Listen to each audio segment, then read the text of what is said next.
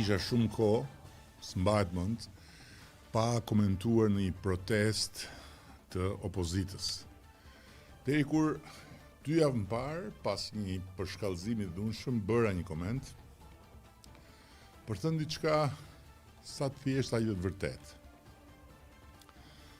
Sepse është e vërtet, në Europë ka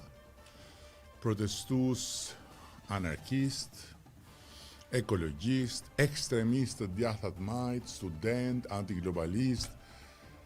tifoz, huligan, grupime lloj-lloj, neofashist që dalin rrugë për arsyet e tyre, maskohen, armatosen molotov, thyen, djegin, plagosin punonjës policie, shkatrojnë, prona. Por, qysh nga koha e partive famkëqija të 100 vjetëve më parë, atyre në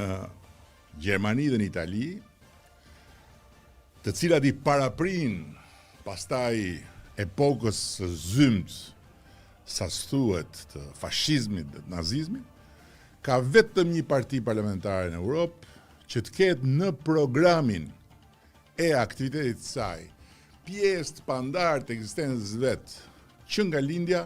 ushtrimin e dhunës, shkatrimin e pronës, sulmin ndaj godinave të institucioneve, deri edhe ndaj godinës vetë, mobilizimin e paramilitarëve, të cilët deri dje ishin qeta e liderit shpirtëror. Kurse tani më